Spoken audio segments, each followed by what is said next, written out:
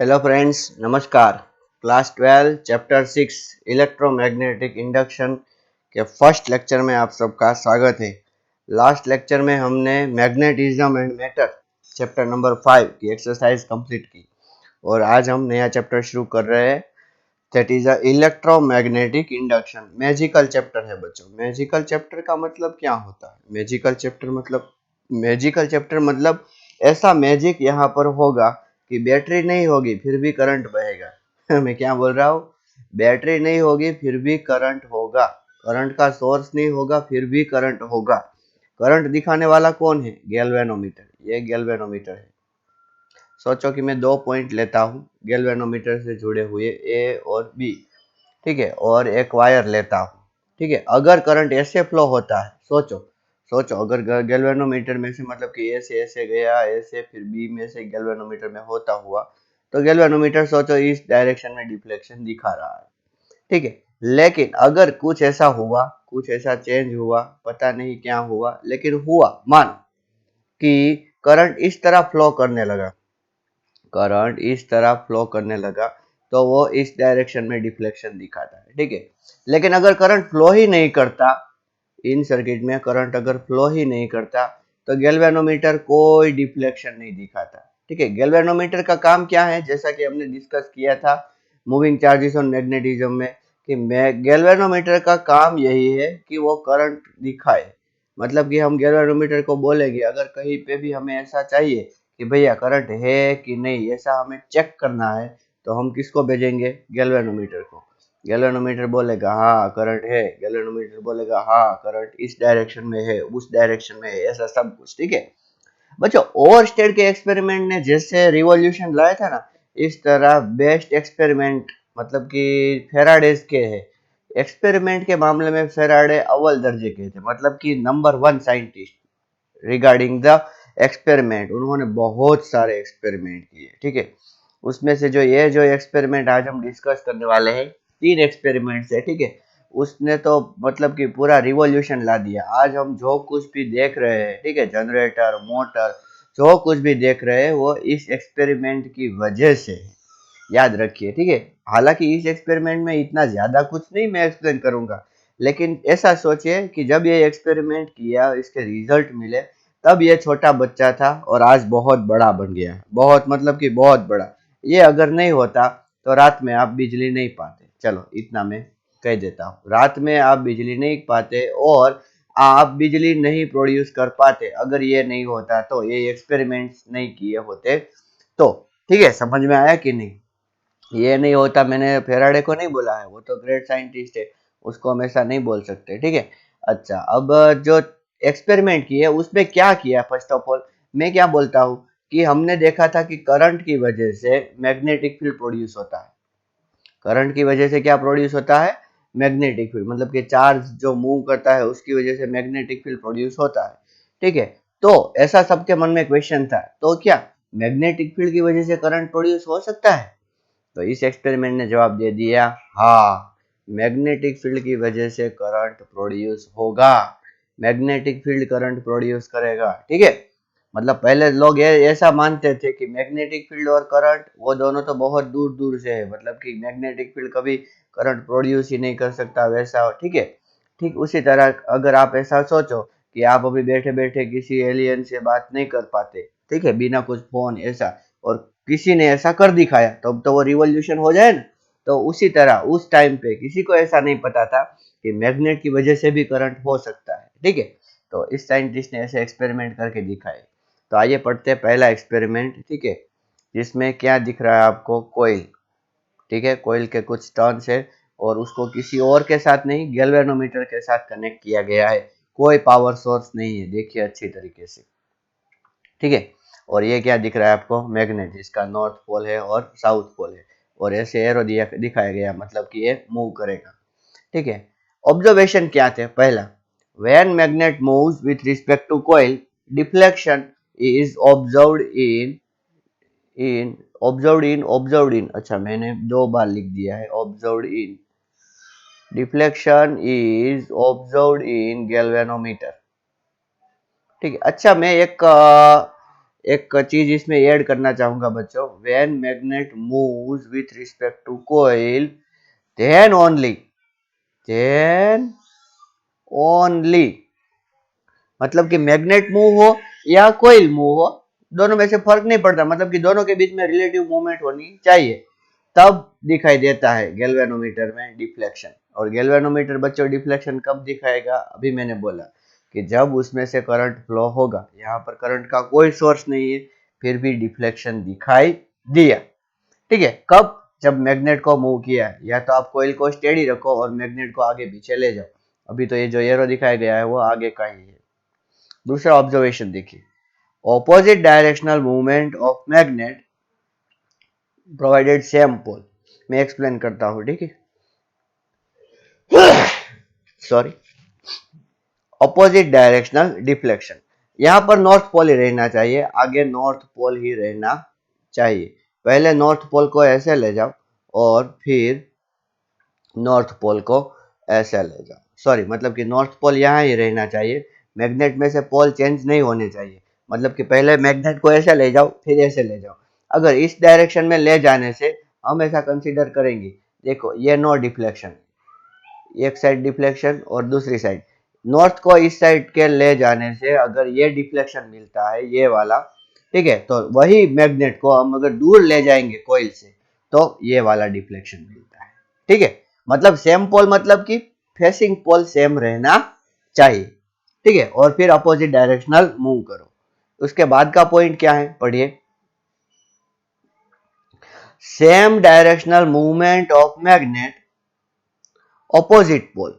Opposite pole मतलब कुछ समझ में आया आपको अच्छी तरीके से, क्या ऑपोजिट पोल मतलब, पहले मैं मैग्नेट को लेके आया था, ठीक है, सॉरी पहले मैं मैग्नेट को नहीं, मैं तो मैग्नेट को हर बार मैग्नेट को ही लेके आता हूँ, पहले मैं नॉर्थ को इस तरह लेके आया था, फिर मैं क्या किया, मैंने मैग्नेट को उल्टा कर दिया और फिर साउथ को इस तरह लेके आया, तो डायरेक्शन तो वही हुई ना, पोल क्या हुआ, अपोजिट हुआ, तो same directional movement of magnet और अपोजिट पोल, तो क्या हुआ, अपोजिट डायरेक्शनल डिफ्लेक्शन। ठीक है, अगर इसका नॉर्थ की वजह से है तो ये हो गया साउथ की वजह से। समझ में आया कि नहीं, हाँ अच्छी तरीके से देखना। फिर क्या है, no deflection is observed when no relative motion between magnet and coil. अच्छी तरीके से याद रखना, मैंने मैग्नेट को लाया और लाते लाते लाते लाते लाते लाते लाते स्टॉप कर दिया, जैसे ही मैं स्टॉप करता हूं ना ये डिफ्लेक्शन जीरो हो जाता है, फिर लाया तो डिफ्लेक्शन आया, फिर स्टॉप कर दिया तो डिफ्लेक्शन चला गया, फिर दूर ले गया तो अपोजिट डायरेक्शन में डिफ्लेक्शन आया, फिर स्टॉप हो गया तो डिफ्लेक्शन भी चला गया। मतलब डिफ्लेक्शन कब आएगा, जब मैं इस मैग्नेट को मूव करता हूं तब भी, वरना डिफ्लेक्शन नहीं आएगा। ठीक है, वो एक मूवी है बुलबुलिया, उसमें वो बोलता है अक्षय कुमार, गोटी गोटी गोटी गोटी, तब वो ऐसा मतलब जब बोलता है तब वो भागता है ऐसा। ठीक है, ये तो मजाक हो गई, मुझे अभी याद आ गया इसीलिए, तो ऐसा होता है, मतलब कि ये जब जब ये आएगा ना तब ये डिफ्लेक्शन शो करेगा, जाएगा तब डिफ्लेक्शन शो करेगा, खड़ा रह गया मतलब इसके भी डिफ्लेक्शन जीरो हो गया। खड़ा रह गया मतलब ऐसा नहीं कि ये खड़ा रह गया और कोई हिल रही है तो डिफ्लेक्शन नहीं आएगा, नहीं, तो डिफ्लेक्शन आ सकता है भैया। ठीक है, समझ में आना चाहिए आपको। देखो ये कोइल है और मैग्नेट है, कोइल इस डायरेक्शन में जा रहा है और मैग्नेट भी इस डायरेक्शन में जा रहा है सेम वेलोसिटी से, तो इन दोनों के बीच की जो डिस्टेंस है वो चेंज नहीं होगी, तो नो डिफ्लेक्शन। लेकिन अगर इसकी वेलोसिटी अगर ज्यादा भी हो गई इससे तो भी डिफ्लेक्शन आएगा, या तो फिर सेम वेलोसिटी है लेकिन दोनों एक दूसरे के सामने आ रहे हैं तो भी डिफ्लेक्शन आएगा, या तो फिर आपने इस कोइल को ऐसे घुमा दिया तो भी डिफ्लेक्शन आएगा, या फिर आपने इसको मैग्नेट को ऐसे घुमा दिया तो भी डिफ्लेक्शन आएगा। समझ में आया, हर बार डिफ्लेक्शन आएगा, अकेला मैग्नेट खड़ा नहीं रह जाना चाहिए। ठीक है, समझ में आया, ओके, मैं थोड़ा जल्दी तो नहीं बोल रहा हूँ ना, ओके कोई बात नहीं। ठीक है, फिर क्या दिखाई दिया, large deflection when magnet move fast. समझ में आया कुछ आपको, मतलब मैं अगर धीरे धीरे ले जाऊंगा, ठीक है, मैंने स्लो मोशन में इस मैग्नेट को पास में ले गया तो ये जीरो डिफ्लेक्शन से इतना डिफ्लेक्शन आया था, लेकिन मैं यहां से यहां, सोचना ए से बी, इस पॉइंट को, इस मैग्नेट को ए से बी पॉइंट तक मैं पहले 10 सेकंड में लेके गया धीरे धीरे धीरे धीरे, तब इतना डिफ्लेक्शन आया था। लेकिन ऐसे भी मैं बहुत जल्दी ले गया, 2 सेकंड में ही ले गया, मतलब फास्ट हो गया ना, तो डिफ्लेक्शन ज्यादा दिखाई देगा। बताओ।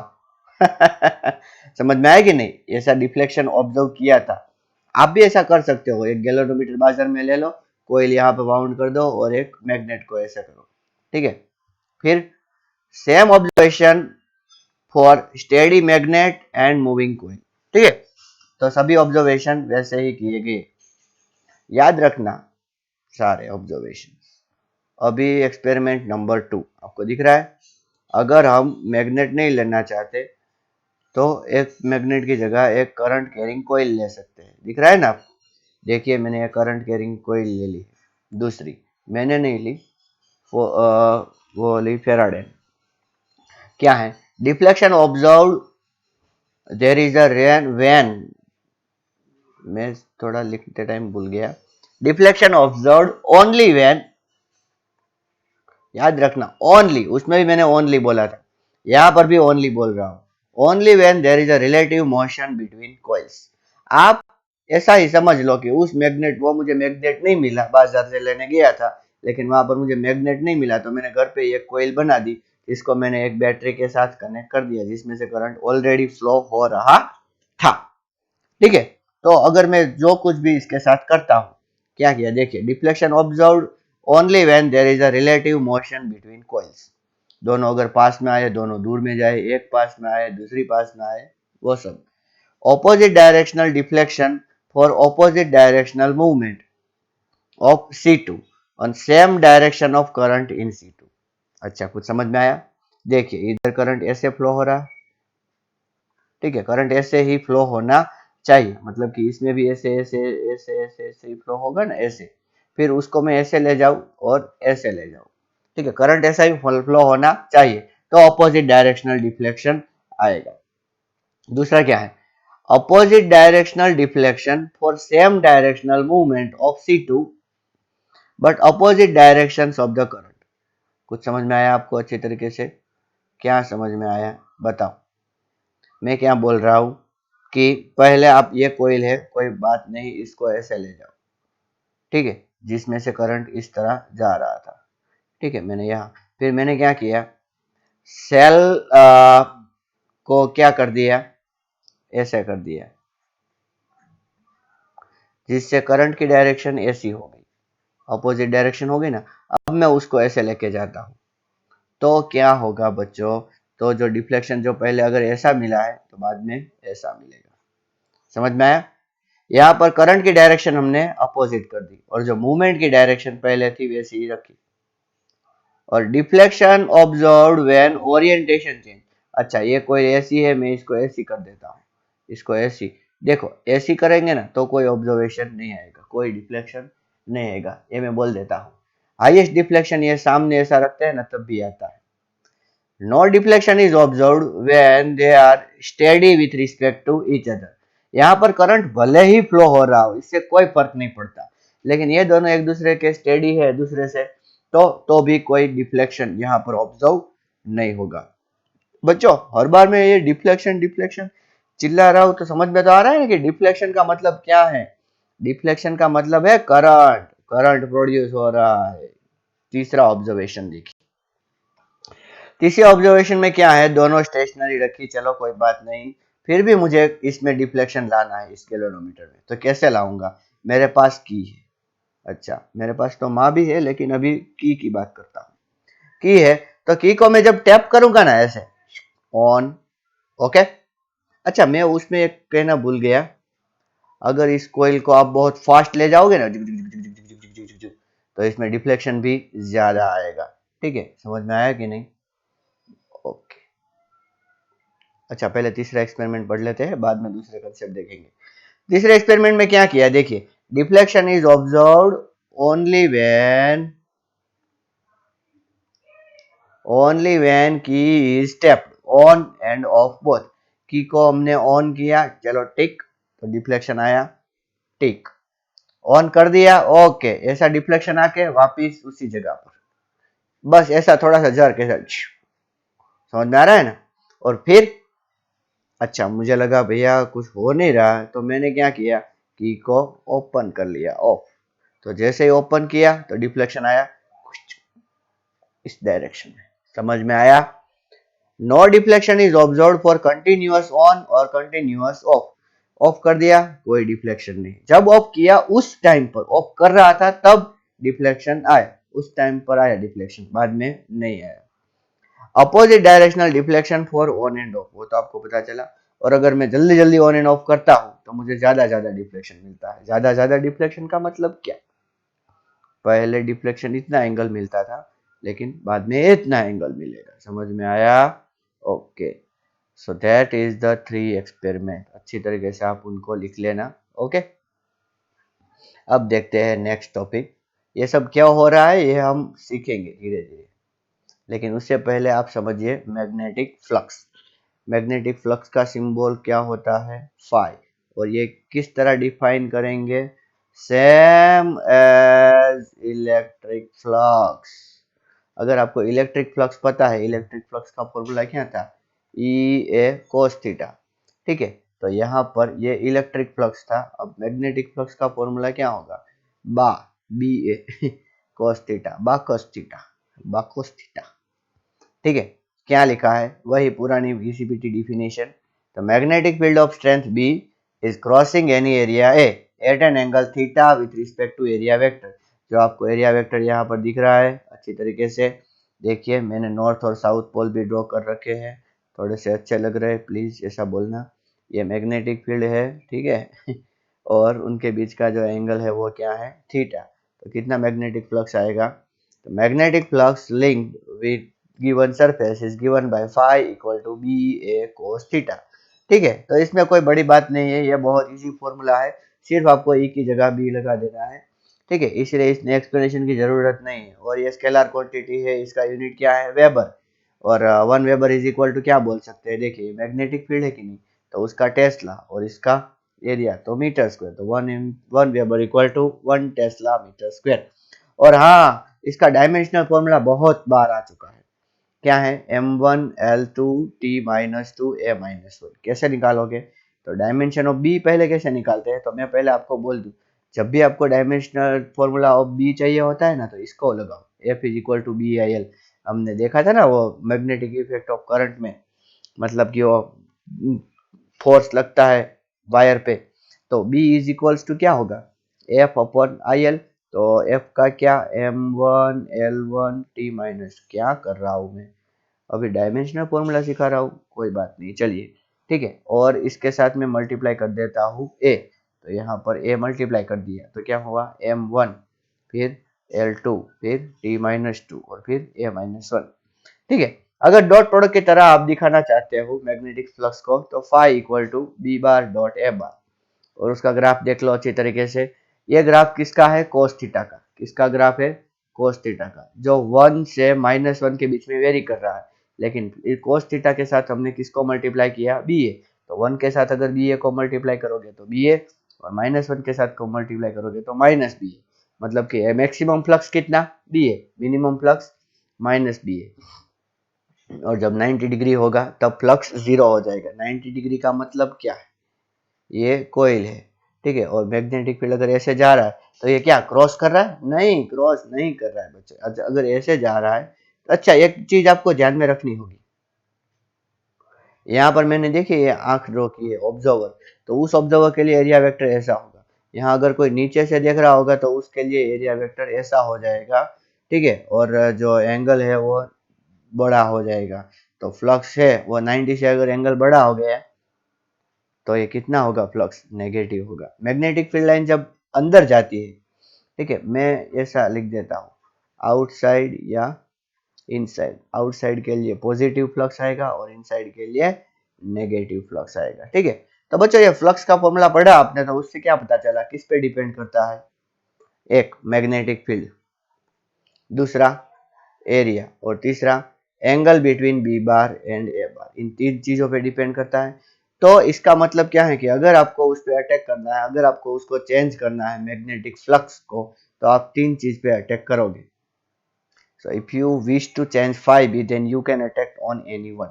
बी पर अटैक करो, कोई बात नहीं, एरिया या थीटा किसी पे भी अटैक करो, मैग्नेटिक फ्लक्स क्या हो जाएगा, चेंज हो जाएगा।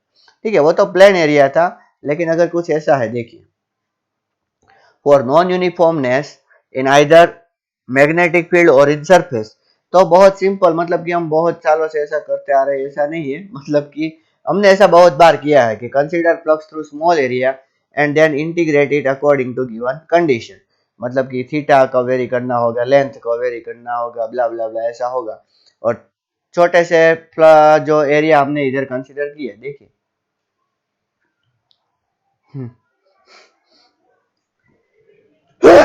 सॉरी, थोड़ी सी सर्दी हो गई है बच्चों।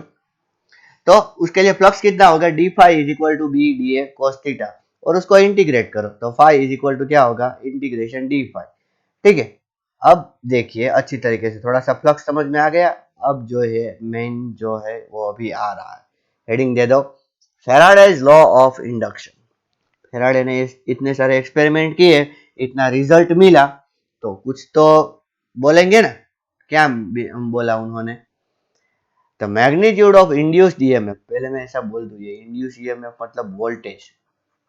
ठीक है, हमें पता है कि बैटरी में ये पॉजिटिव नेगेटिव होता है, ये रेजिस्टर, तब भी ये करंट ऐसे फ्लो होता है, मतलब कि अगर हम वोल्टेज अप्लाई करेंगे तो इसका मतलब जब करंट में लूप में से करंट पास हुआ, तो यहाँ पर कुछ ईएमएफ इंड्यूस हुआ होगा ना, मतलब कि कुछ वोल्टेज वो आया होगा ना, तो वो वोल्टेज की बात कर रहे हैं। और उसके अभी किसकी बात करें, उसके मैग्नीट्यूड की ही बात कर रहे हैं अभी। तो magnitude of induced EMF, induced क्यों, क्योंकि हम नहीं लाए हैं, हमने वो जो मूव किया इसलिए अपने आप उसमें इंड्यूस हो गया है, इंडक्शन। ठीक है, बिना टच किए, वो नहीं था चार्जिंग बाय इंडक्शन ऐसा। ओके, तो चलिए आगे बढ़ते हैं। तो magnitude of induced EMF is equal to rate of change of magnetic flux with respect to time. बच्चों, rate of change of displacement with respect to time, तो फिर delta x upon delta t velocity, और फिर हमको उसको d x by d t कर देते थे, तो इंस्टेंटेनियस वेलोसिटी मिल जाती थी। ठीक है, पता है। तो उसी तरह देखिए, मैग्नीट्यूड के लिए मैंने यहाँ पे मोड लगाया है, और चेंज इन फ्लक्स कितना, डेल्टा फाई, आप ऐसा बोल सकते हो, final flux minus initial flux. ठीक है, और upon final time minus initial time, ये जो होगा ये एवरेज इंड्यूस्ड ईएमएफ होगा बच्चों। कैसा होगा, एवरेज, इस पे डिपेंड करता है। अभी बच्चों, फ्लक्स है, ये बी ए कोस थीटा है ना, फ्लक्स क्या है, बी ए कोस थीटा।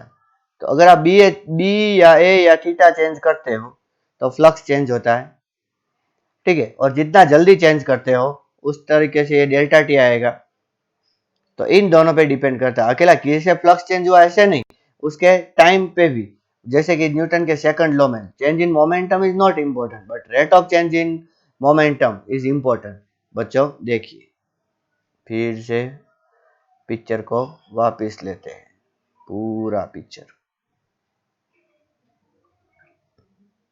यहाँ पर हमने क्या देखा कि हम कर क्या रहे थे एक्चुअली, इसको मैं मूव कर रहा था, तो जब मैं इधर मूव करने गया, आगे ले गया, तब मैंने यहाँ पर जो मैग्नेटिक फील्ड था वो कम था, लेकिन जब मैं पास में लाया तब मैग्नेटिक फील्ड बढ़ा दिया। तो इसके अंदर से जो फ्लक्स पास हो रहा था वो बढ़ा कि नहीं, हाँ। फिर जब मैंने यहाँ पर ही ऐसे ही मैग्नेट को रखा तो जितना फ्लक्स था उतना ही रहा कि नहीं, तो कुछ उसमें चेंज आया नहीं।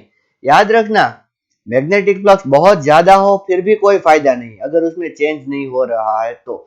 चेंज इज इंपॉर्टेंट बच्चों, चेंज याद रखना, क्या इंपॉर्टेंट है, चेंज। मैग्नेटिक फ्लक्स फील्ड या मैग्नेटिक फ्लक्स अकेला चार्ज, मतलब कि वो जो ईएमएफ हम बोल रहे हैं, करंट बोल रहे हैं, वो प्रोड्यूस नहीं कर सकता, उसमें चेंज होना चाहिए मैग्नेटिक फ्लक्स में। ठीक है, मैंने क्या बोला था कि मैं जितने फास्ट लेके आऊंगा उतना ज्यादा चेंज होगा, तो इसका मतलब कि ये किस पे डिपेंड करता है, स्पीड या तो डेल्टा टी, टाइम पे डिपेंड करता है। और जितना फास्ट ले आऊंगा उतना ज्यादा चेंज होगा, मतलब कि डेल्टा टी से इनवर्सली प्रोपोर्शनल है, इसीलिए delta phi upon delta T किया उन्होंने। ठीक है, इसमें मैंने भी बोला था कि भैया कोयल को ऐसा कर दे, तो ऐसा कर देंगे तो जो मैग्नेटिक फील्ड आएगा वो थीटा चेंज हो जाएगा ना, तो थीटा चेंज हो जाएगा तो फ्लक्स चेंज होगा। हमें करना क्या है, कुछ भी करके फ्लक्स चेंज करना है, इसको ऐसे तैसे ऐसे ऐसे ऐसे ले जाओ, या फिर इसको टिल्ट करो, या फिर मैग्नेट को स्टेडी रखो, इसको ऐसे ऐसे ले जाओ, कुछ भी करो, आपको क्या करना है, फ्लक्स चेंज करना है। ठीक है, तीनों केस में, इस केस में हम क्या कर रहे थे, फ्लक्स ही तो चेंज कर रहे थे। अच्छी तरीके से सोचिए, मैंने क्या बोला, जब मैं इसके पास लेके आऊंगा तो ये जो मैग्नेटिक फील्ड लाइन जो इसमें से पास नहीं हो रही है वो भी इसमें से पास हो जाएगी। अगर दूर ले जाऊंगा तो ये जो पास हो रही है ये वाली, ठीक है, वो भी बाहर निकल जाएगी। तो फ्लक्स चेंज हुआ, और फ्लक्स चेंज हुआ तो ईएमएफ इंड्यूस हुआ। यहां पर मैं क्या कर रहा हूं, पहले इसमें से कुछ जा रहा था, ठीक है, और फिर क्या हुआ, फिर जैसे ही मैंने ओपन कर दिया तो ये जाना बंद हो गया। तो पहले था 1 और उसमें से 0 हो गया, तो चेंज हुआ कि नहीं, बाद में 0 का 0 ही रहा तो उससे कोई फर्क नहीं पड़ता। लेकिन सोचो 0 से फिर 1 हो गया तो चेंज हुआ ना, फिर 1 से 1 रहा, 1 से 1 रहा, 1 से 1 रहा, नहीं, उससे कोई फर्क नहीं पड़ता। जब 1 से 0 होगा तब फर्क पड़ेगा, 0 से 1 होगा तब फर्क पड़ेगा। 0 1 0 1 ये क्या कर रहा हूँ, कंप्यूटर बढ़ा रहा हूँ, नहीं, मैग्नेटिक फ्लक्स चेंज हुआ, ये मैं बोल रहा हूँ। समझ में आया ना? ओके, तो मतलब कि इस एक्सपेरिमेंट में हम मैग्नेटिक फ्लक्स को चेंज कर रहे थे। थोड़ा थोड़ा शायद आपको समझ में आया होगा, आशा रखता हूँ। ठीक है, I am trying my level best, अगर कुछ डाउट है तो आप मुझे फिर बोल सकते हो। ठीक है, तो हमें क्या पता चला, ये जो एवरेज इंड्यूस्ड ईएमएफ है, और यहाँ पर देखिए अगर मैं मोड नहीं लेता हूँ तो मुझे minus delta five upon delta T लगाना होगा। अब ये minus delta five upon delta T क्यों है, ये हम दूसरे लेक्चर में डिस्कस करने वाले हैं। उसमें जो हम डिस्कस करने वाले हैं ये है लेंज लॉ। ठीक है, बहुत बड़ा मतलब कि एक्सप्लेनेशन है, मतलब अच्छा एक्सप्लेनेशन है, और समझने में थोड़ा टाइम लगता है। ठीक है, इसीलिए मैंने उसको सेकंड लेक्चर में रखा है। अभी डायरेक्शन की कोई जरूरत नहीं, अभी आप इतना ही समझो कि कितना प्रोड्यूस हुआ, delta five upon delta T, और अगर बहुत छोटा टाइम इंटरवल ले लिया तो कितना, D five upon D T, जिसको हम क्या बोल सकते हैं, इंस्टेंटेनियस इंड्यूस्ड ईएमएफ। ठीक है, और in case of the closely bound coil of N turns, ठीक है, तो एप्सिलॉन इज इक्वल टू क्या होगा, फ्लक्स कितना मल्टीप्लाई हो जाएगा, एन टाइम, तो यहाँ पर minus N d phi by d t. अभी ईएमएफ का यूनिट क्या है बच्चों, वोल्ट, तो according to Ohm's law current is equal to induced EMF upon resistance आएगा ना, I is equal to epsilon upon R. समझे? अभी देखिए पहला एग्जांपल सॉल्व करते हैं, क्या दिया है, कंसिडर एक्सपेरिमेंट 6.2, वो कॉइल वाला। What would you do to obtain a large deflection of the galvanometer, आप क्या करोगे लार्ज डिफ्लेक्शन ऑफ गैल्वेनोमीटर के लिए दूसरे केस में? Okay, we will move faster, okay, we will move coil faster. Okay, दूसरा, we will introduce, we will, मैं बोल रहा हूं तो उसी तरीके से लिखना, we will introduce a core in C2, उसमें हम वो नहीं, मैग्नेटाइजेशन और मैग्नेटिक इंटेंसिटी में कोर डाल दिया था, वैसा भी हम कर सकते हैं। ठीक है, अच्छा, जिससे मैग्नेटिक फ्लक्स जल्दी चेंज होगा। How would you demonstrate the presence of induced current in the absence of galvanometer? अच्छा, तो क्या करें, गैल्वेनोमीटर नहीं मिला तो क्या करो, तो एक काम करो, गैल्वेनोमीटर की जगह पर एक बल्ब आप लगा दो। क्या लगा दो, बल्ब। ठीक है, तो जब भी करंट प्रोड्यूस होगा ये बल्ब लाइट होगा। ठीक है, हाँ, लेकिन एक इसकी लिमिटेशन है, बल्ब लाइट हर बार होगा, इससे पता नहीं चलेगा कि करंट की डायरेक्शन चेंज हुई है। ठीक है, समझ में आया कि नहीं? तो ये तो सिर्फ हमने तो अल्टरनेटिव फाइंड किया, बाद में तो हम गैल्वेनोमीटर कहीं से ढूंढ ही लेंगे। ठीक है, ओके,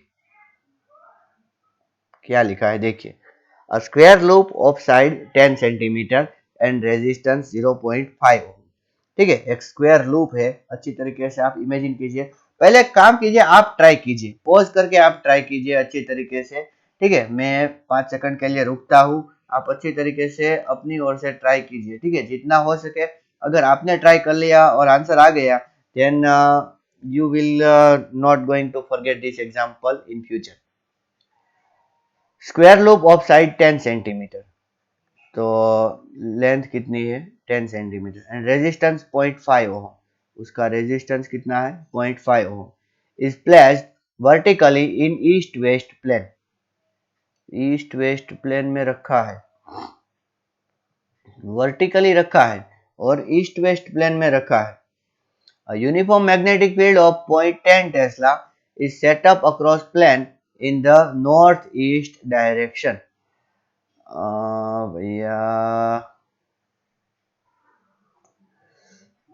कुछ समझ में नहीं आ रहा, ईस्ट वेस्ट कैसे ड्रॉ करूं। अच्छा सोचो, ये है नॉर्थ, ये है साउथ, ये है ईस्ट, ये है वेस्ट, ऐसे कॉइल खड़ी है। फिर क्या रखा है, uniform magnetic field of 0.10 tesla is set up across plane in north east direction.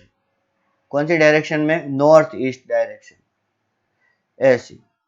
The magnetic field is decreased to 0 in 0.7 second.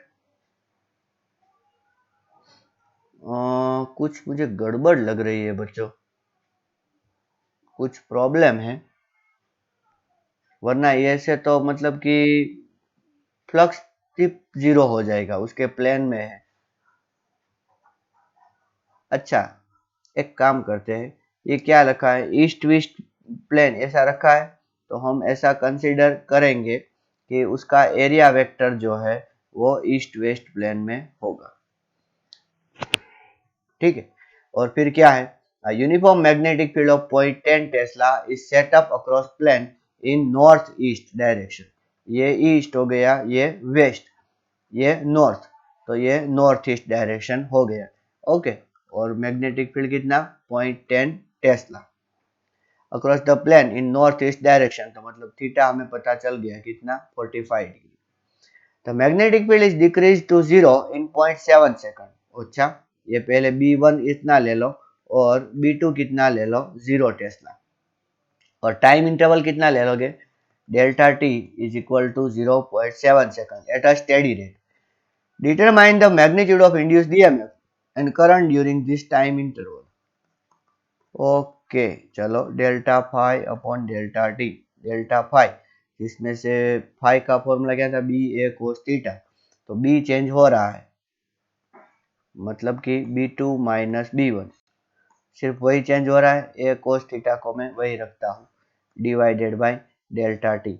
देखिए अब मैं इसको मोड लगा देता हूँ क्योंकि हमें मैग्नीट्यूड फाइंड करना है, तो ये 0 और 0.1 उसका डिफरेंस कितना हुआ 0.1, एरिया L स्क्वायर होगा, मतलब कि 100 इंटू 10⁻⁴, और कोस थीटा कोस 45 होगा, मतलब कि 1/√2, ठीक है।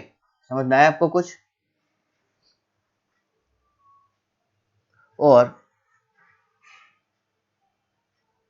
यहाँ पर ये 1/√2 होगा और डेल्टा टी होगा 0.7, ठीक है। तो ये सब जब आप वैल्यू रखोगे तो आपको आंसर कितना मिलेगा, आप अगर ये सारी वैल्यू रखते हो then you will get nearly 1 millivolt. How much answer you will get, 1 millivolt, okay।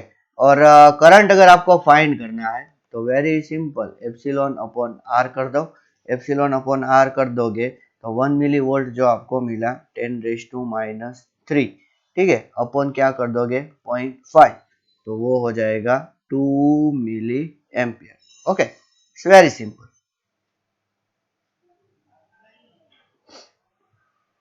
क्या दिया है देखिए, a circular coil of radius 10 centimetre, एक सर्कुलर कॉइल है जिसकी रेडियस कितनी है 10 सेंटीमीटर, और कितने टन्स है 500 टन्स, 500 टन्स, ठीक है, ओके। पहले एक काम कीजिए, आप ट्राई कीजिए,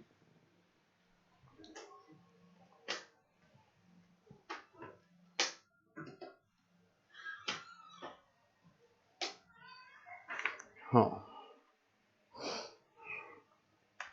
रेडियस 10 सेंटीमीटर और एन 500, ओके, और रेजिस्टेंस 2 ओहम लिया है, is placed with its plane perpendicular to the horizontal component of the earth magnetic field, okay कोई बात नहीं, चलिए अर्थ मैग्नेटिक फील्ड ऐसा है, तो यहाँ पर हमें पता चल गया, अगर एरिया वेक्टर हम ऐसा ले तो थीटा कितना आएगा बच्चों 0 डिग्री, एरिया वेक्टर के साथ एंगल लेना है, जैसे ही आप सोचते हो कि परपेंडिकुलर तो थीटा 90 डायरेक्ट ले लोगे तो आपको आंसर 0 मिलेगा। Okay, it is rotated about it's vertical diameter. Okay, ऐसे रोटेट किया जाता है। मैं इसको वर्टिकल डायमीटर को इस तरह बना देता हूं, थ्रू 180 डिग्री इन 0.5 सेकंड। कितने डिग्री में? 180 डिग्री, मतलब कि कितने टाइम में? पहले थीटा 0 था, फिर बाद में थीटा कितना हो गया? 180 डिग्री हो गया। ठीक है, और टाइम कितना? 0.25 second. Estimate the magnitude of EMF and current induced in the coil. Horizontal component of the magnetic field is given. Okay, तो बच्चों थीटा चेंज हो रहा है यहाँ पर। ओके, मैग्नीट्यूड फाइंड करने के लिए delta phi upon delta t है हमारे पास। ओके, मैं यहाँ पे करता हूँ। तो मैग्नेटिक फील्ड तो वही है, हॉरिजॉन्टल कंपोनेंट, एरिया भी वही है। पहले cos 180 माइनस cos 0, उसका मैं मैग्नीट्यूड ले लूंगा एंड डिवाइड बाय क्या करूंगा? Delta T. मैंने क्या बोला था? किसी एक पे ही अगर आप अटैक करोगे तो मैग्नेटिक फ्लक्स क्या हो जाएगा? चेंज हो जाएगा। समझ में आया कि नहीं? एक बात और है, दूसरा कुछ दिया है, हाँ, number of turn. Number of turn कितना दिया है? 500। तो यहाँ पर हमें 500 लगाना होगा। अभी हॉरिजॉन्टल कंपोनेंट कितना दिया है? 3 into 10⁻⁻⁵।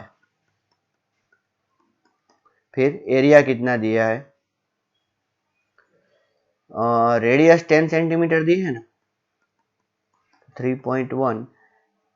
Okay, pi are square करना होगा एरिया के लिए, तो आर स्क्वायर तो 10 का स्क्वायर तो 100 इंटू 10⁻⁴। ठीक है, फिर ये cos 180 -1 और ये -1, तो मतलब कि टोटल हो गया -2। समझ में आ रहा है? cos 180 -1 और cos 0 1, तो -1 -2 इंटू 500। कितने टाइम में? 0.25 सेकंड में। तो ये सारी अगर आप वैल्यू रिप्लेस करोगे, ठीक है, तो आपको आंसर मिलेगा 3.8 millivolt. How much answer you will get? 3.8 millivolt. Okay, और अगर करंट फाइंड करना है तो बहुत सिंपल है, I is equals to epsilon upon R. तो 3.8 into 10⁻³ divided by are.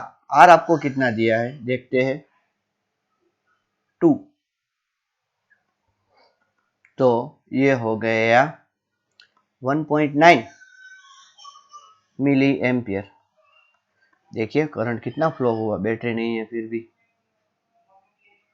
Okay, अब देखिए अच्छी तरीके से क्या दिया है। A conducting circular loop of surface area, surface area कितना दिया है? 2.5 into 10⁻³ metre square is placed perpendicular to the magnetic field which varies as B is equals to, B कितना दिया है? 0.2 sin 150 पाई टी। ठीक है, मैं यूनिट को नहीं लिख रहा हूं, ये टेस्ला, ये पर सेकंड वाला है ना, वही। Find the charge flowing through any cross section during time t equal to 0 to t equal to 40 second and resistance is 10 ohm. तो पहले एक काम करते हैं, देखिए चार्ज का फॉर्मूला क्या है? इंटीग्रेशन आई डी टी है कि नहीं? चार्ज का फॉर्मूला है इंटीग्रेशन आई डी टी। तो इसका मतलब क्या है कि सबसे पहले हमें तो क्या फाइंड करना होगा? आई फाइंड करना होगा। ठीक है, तो आई इज इक्वल टू क्या फाइंड करना होगा? हमारे पास आई है कि नहीं? आई इज इक्वल टू क्या है? Epsilon upon R. तो सबसे पहले हमें एप्सिलॉन फाइंड करना होगा। एक बार एप्सिलॉन मिल जाए, फिर एप्सिलॉन से हमें क्या मिलेगा? आई मिलेगा। ठीक है, और आई से फिर क्या मिलेगा? हमें चार्ज मिलेगा। समझ में आया कि नहीं अच्छी तरीके से आपको? ओके, तो सबसे पहले एप्सिलॉन फाइंड करना होगा। समझ में आ रहा है ना? क्यू के लिए हमें क्या चाहिए? आई चाहिए। आई के लिए एप्सिलॉन, और एप्सिलॉन का फॉर्मूला क्या है? Epsilon is equals to d phi by d t. Okay, अभी flux d d t of B A, अभी एरिया को मैं एरिया ही रखता। ठीक है, समझ में आया कि नहीं? और परपेंडिकुलर है, प्लेन परपेंडिकुलर है, तो इसका मतलब थीटा इज इक्वल टू कितना होगा? 0 डिग्री। तो cos 0 तो 1। ठीक है, तो अभी देखिए अच्छी तरीके से मैं एरिया को ऐसे ही रखता हूँ और ये जो मैग्नेटिक फील्ड है उसको मैं पुट करता हूँ, वो क्या है 0.2 साइन 150 पाई टी। इसका हमें डेरिवेटिव लेना होगा। क्या लेना होगा? डेरिवेटिव। तो 0.2a एरिया को मैं बाद में पुट कर दूंगा और साइन का डेरिवेटिव क्या होता है? कोस। तो कोस 150 पाई टी। ओके, और इनटू कितना करना होगा? 150 पाई। ठीक है, तो ये हो गया एप्सिलॉन। समझ में आ रहा है ना आपको? अभी हमें आई फाइंड करना है, तो आई इज इक्वल टू क्या होगा? Epsilon upon R. तो 0.2 into area into 150 pi upon R cos 150 pi t. समझ में आया अच्छी तरीके से आपको? ओके, अभी मैं इसको, ये जो पूरी टर्म है ना बच्चों, वो हम बाद में वैल्यू रिप्लेस करेंगे। इस पूरी टर्म को मैं I0 ले लेता हूँ क्योंकि यह कांस्टेंट है। तो I0 कोस 150 पाई टी हुआ। हमें फाइंड करना है चार्ज। तो हम क्या करेंगे? I, अच्छी तरीके से आपको समझ में आना चाहिए, I नहीं Q।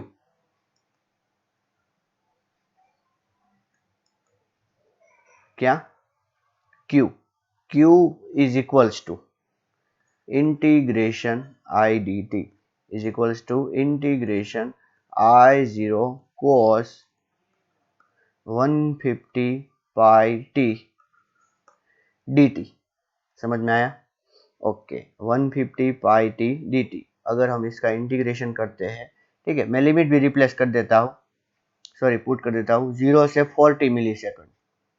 मतलब यहाँ 0 और यहाँ 40 मिली सेकंड, तो 40 इंटू 10⁻³ हुआ। ठीक है, तो ये 0.4 नहीं होगा, 0.04 होगा। ओके बच्चों, I0 को वैसे ही रखते हैं। कोस का इंटीग्रेशन क्या होता है?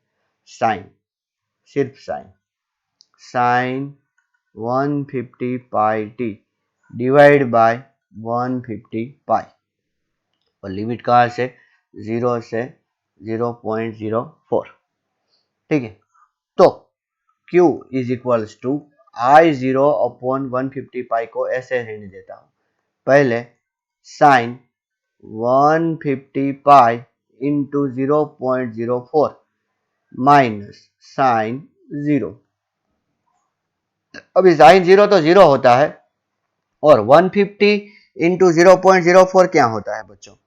मैं क्या बोल रहा हूँ आपको समझ में आ रहा है ना? क्या? 150 इंटू 0.04 वो होता है 6। ठीक है, तो इसका मतलब ये हुआ, जो ये हमें मिला ना, ये है साइन 6 पाई। और बच्चों साइन 6 पाई भी क्या होता है? 0 होता है। तो इसका मतलब Q इंटू 0, तो कितना चार्ज फ्लो हुआ? 0 कूलम। इसीलिए मैं कोई वैल्यू नहीं रख रहा था। ठीक है, okay. A conducting circular loop is placed in the uniform magnetic field of 0.04 tesla. अच्छा, मैग्नेटिक फील्ड कितना है? 0.04 tesla in a plane perpendicular to the field. क्या बात है? Theta is equals to 0 degree. Somehow the radius of a loop starts shrinking at a constant rate।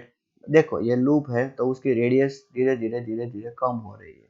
तो इस बार तो हम एरिया चेंज करें, एरिया पे हमने अटैक किया है, और ये रेडियस जो चेंज हो रही है वो किससे चेंज हो रही है? dr/dt is equals to 2 into 10⁻³ metre पर सेकंड। मतलब कि 1 सेकंड में इतने मीटर डिक्रीज हो जाएगी। Find the induced EMF in the loop at the instant when radius becomes 2 centimetre. बहुत सिंपल है बच्चों, देखिए मैं क्या बोल रहा हूँ, ईएमएफ इज इक्वल्स टू क्या होगा? d∅/dt। ठीक है, यहाँ पर मैं माइनस रख देता हूँ, ना रखूँ तो भी मैं लास्ट में मैग्नीट्यूड ही लेने वाला हूँ, लेकिन आप समझिए अच्छी तरीके से। डी डी टी, फाई का फॉर्मूला क्या होता है? बी ए कोस थीटा, लेकिन थीटा तो 0 है, तो कोस 0 1, तो सिर्फ बी ए। समझ में आया अच्छी तरीके से आपको? अब बी को मैं बाहर निकाल लेता हूँ, वो है 0.04, और डेरिवेटिव ऑफ एरिया ले रहा हूँ। पाई आर स्क्वायर। ठीक है, तो देखिए अच्छी तरीके से मैं क्या कर रहा हूँ, -0.04 इंटू पाई। अभी आर स्क्वायर का डेरिवेटिव क्या होगा, ये आर है और ये टी है, दोनों डिफरेंट वेरिएबल है। That's why you can do like this, 2r dr by dt। और बच्चों अब यहाँ पर आपके पास dr बाई dt की भी वैल्यू है, क्योंकि ये डिक्रीज हो रही है इसीलिए मैं यहाँ पर माइनस लगाना चाहता हूँ। ठीक है, और अगर ये सारी वैल्यू अगर आप रिप्लेस करते हो, ठीक है ना, ये सारी वैल्यू अगर आप रिप्लेस करते हो तो आपको आंसर मिलेगा 3.2 पाई, 3.2 पाई माइक्रो वोल्ट। कितना, 3.2 पाई माइक्रो वोल्ट। ठीक है, एक एग्जांपल और देखिए। अच्छा, इसमें वायर मैंने नहीं दिखाया है, as shown in the figure. Okay, देखिए वायर कुछ इस तरह है।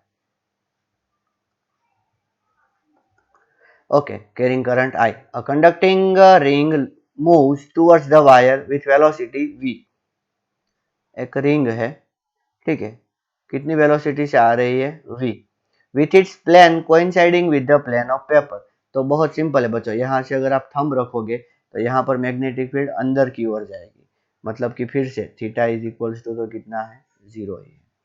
Okay, find the induced EMF produced in the ring when it is at perpendicular distance r, कितना डिस्टेंस बच्चों, r from the wire, radius of the ring is a। Okay, तो यहाँ पर देखिए क्या चेंज हो रहा है, यहाँ पर मैग्नेटिक फील्ड चेंज हो रहा है। क्या चेंज हो रहा है बच्चों, मैग्नेटिक फील्ड। सबसे पहले तो फ्लक्स, फ्लक्स का फॉर्मूला क्या है, बी ए। ठीक है, और बी ए, तो बी क्या है, मैग्नेटिक फील्ड, तो वो क्या है, μ0I अपॉन 2πr। ठीक है, करंट कैरिंग वायर से तो इतना ही मैग्नेटिक फील्ड बनता है, और एरिया कितना है, पाई ए स्क्वायर। तो क्या कट हुआ, ये कट हुआ, so what answer we get, μ0I square upon 2r। So what is this, flux. Okay, अभी इंड्यूस्ड ईएमएफ कैसे मिलेगा, induced EMF is equals to d phi by dt। तो यहाँ पर mu 0 I a square upon 2, ये तो constant है, हमें सिर्फ डेरिवेटिव किसका लेना है, 1 अपॉन r। ठीक है, मैं यहाँ पे माइनस लगा देता हूँ ताकि हमें पॉजिटिव आंसर मिले। माइनस वाला हम अगले लेक्चर में डिस्कस करने वाले हैं, आप टेंशन मत लीजिए। Mu 0 I a square upon 2, 1 upon r का डेरिवेटिव होता है -1 upon R square into d are by d t. क्या होता है, -1 अपॉन आर स्क्वायर। समझ में आया कैसे, देखिए d d t of R raise to -1, तो क्या कर सकते हैं, -1 आर रेज टू -1, तो ये -2 हो गया। ओके, और ये D R by d T है, ये तो वेलोसिटी है बच्चों, और आगे का एक माइनस इधर। ठीक है, ये माइनस, तो दो माइनस कट हो गए। So what is the answer, μ0 I a square upon 2r square into v। क्यों v, क्यों, क्योंकि d are by d t ये क्या है, वेलोसिटी है। समझ में आया कि नहीं अच्छी तरीके से आपको। ओके, तो मतलब कि इस तरह के एग्जाम्पल आप सॉल्व कर सकते हैं। एक एग्जाम्पल और देखिए, a magnetic flux linked with the coil is changing with time t according to this equation। at t equal to 0.5 the induced current in the coil is। तो सबसे पहले ईएमएफ फाइंड करना होगा। ईएमएफ फाइंड करने के लिए इसका एक बार डेरिवेटिव लेना होगा, किसका, 60 स्क्वायर माइनस 5t प्लस 1, इसका डेरिवेटिव लेंगे तो 12t माइनस 5 आएगा। ठीक है, और I इज इक्वल्स टू क्या होता है, एप्सिलॉन अपॉन आर। तो 12 इंटू टी, टी कितना है, 0.5 माइनस 5 अपॉन आर।